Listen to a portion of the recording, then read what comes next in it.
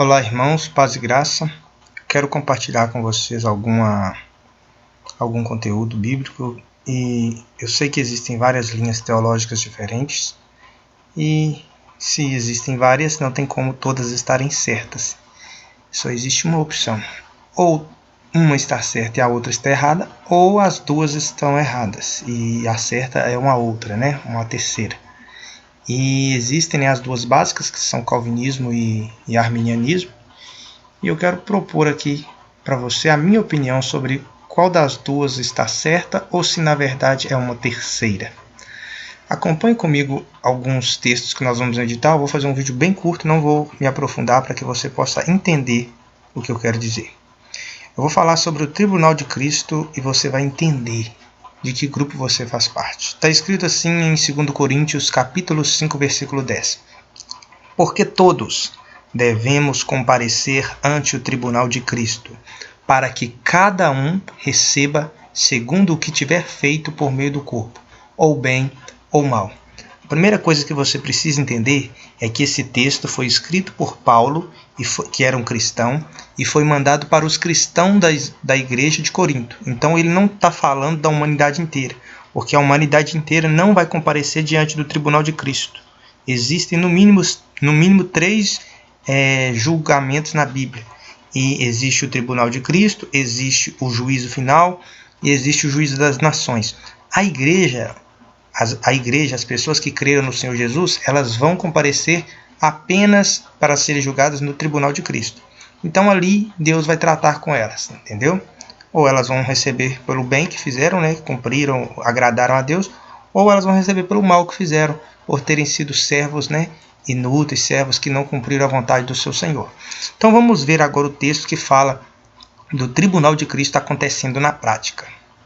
Está lá em 1 Coríntios, capítulo 3, versículos 10 ao 15. Está escrito assim, o apóstolo Paulo dizendo: segundo a graça de Deus que me foi dada, pus eu, apóstolo Paulo, como sábio arquiteto, o fundamento, e outro edifica sobre ele. Mas veja cada um como edifica sobre ele, porque ninguém pode pôr outro fundamento além do que já está posto, o qual é Jesus Cristo. Então o fundamento é Jesus Cristo. E se alguém sobre este fundamento formar um edifício de ouro, prata, pedras preciosas, madeira, feno e palha, a obra de cada um se manifestará. Na verdade, o dia a declarar. Qual dia? O dia do tribunal de Cristo. Aqui já é citando como vai ser no dia. Porque pelo fogo será descoberta, e o fogo provará qual seja a obra de cada um. Então, só os cristãos vão comparecer nesse juízo, nesse tribunal para serem julgados. E eles vão ser julgados segundo as suas obras. Então, a questão não é se vai ser salvo ou não, porque a salvação não é pelas obras. Então, se vai ser analisado as obras, então a questão não é salvação, porque todo cristão, todo filho de Deus vai ser salvo, ok? Vamos confirmar isso nos próximos dois grupos, e se você é filho de Deus, você tem que estar ou no 14 ou no 15, não tem como você estar num terceiro grupo, se você for filho de Deus. Olha o que está escrito no versículo 14: se a obra que alguém edificou nessa parte permanecer, ou seja, passou pelo fogo e permaneceu, não foi destruída, esse receberá galardão. Olha o 15. Se a obra de alguém se queimar, sofrerá perda, mas o tal será salvo, todavia como pelo fogo. Aí você me pergunta, como pode a pessoa ser salva, sendo que tudo que ela fez para Deus, para Jesus, foi inútil? Ela é o que nós chamamos na Bíblia de um servo inútil. Porque fez, passou pelo fogo e não sobrou nada, ou seja, não permaneceu, não teve nenhum valor significativo. Como é que uma pessoa assim ainda é salva?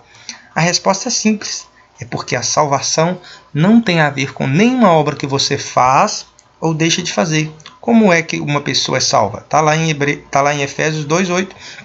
Porque pela graça sois salvos por meio da fé, e isto não vem de vós, é um dom de Deus, não vem das obras, para que ninguém se glorie. Então esse é o motivo pelo qual esse cristão aqui do versículo 15, ele pode ser salvo. Porque ele não é salvo pelas obras que ele fez ou deixou de fazer. Ele é salvo pelas obras de Cristo. A obra redentora de Cristo é suficiente para salvar aquele que crê. Quem crê e for batizado será salvo. Quando o carcereiro perguntou para Paulo ou Pedro, que farei, pois? Ele disse, crê no Senhor Jesus e será salvo. Ele não disse crê no Senhor Jesus e pratique obras. Ele não disse crê no Senhor Jesus e deixou alguma outra pendência. Ele simplesmente disse crê no Senhor Jesus. Então, pela graça somos salvos, por meio da fé. Isto não vem de nós, é um dom de Deus. Então, as obras que ele teve ou não teve, não tem a ver absolutamente com nada a respeito da sua salvação. Então, ele é salvo mesmo não tendo nada para apresentar a Deus, entendeu?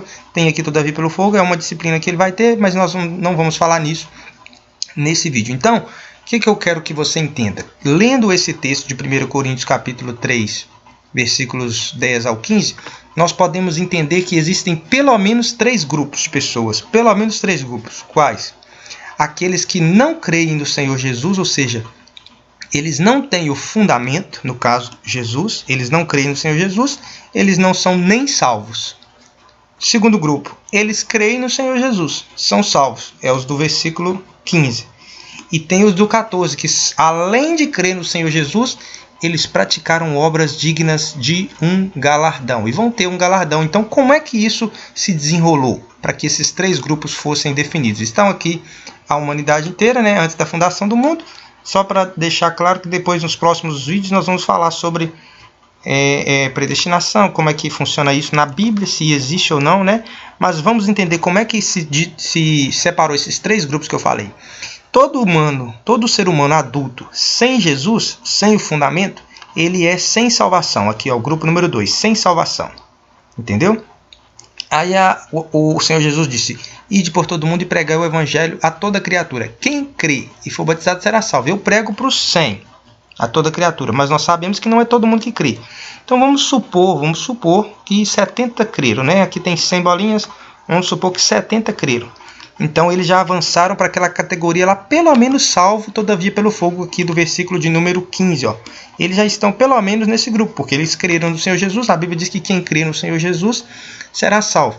E como é que eles fazem para eles irem para o número 4? Eles têm que praticar obras que glorifiquem e agradem a Deus, segundo o padrão de Deus. E não é a maior parte da igreja que vive desta maneira. É a minoria. Então eu vou pegar aqui, ó, aqui está a igreja inteira, né? Aqui a igreja inteira, mas uma menor parte da igreja tem um certo zelo, como eu posso dizer, uma diligência, né, nas coisas de Deus, e eles acabam se destacando.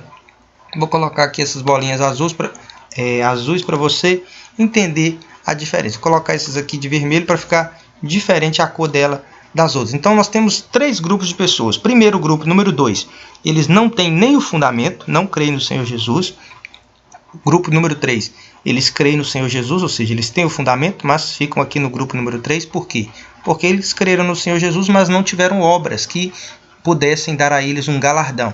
E o número 4, né, são pessoas que saíram do 2, foram para o 3 por meio da graça, né, foram salvos única e exclusivamente pela graça, mas a partir daí eles praticaram obras que glorificaram a Deus. E por isso eles vão receber, como nós vimos lá, um galardão. Ó.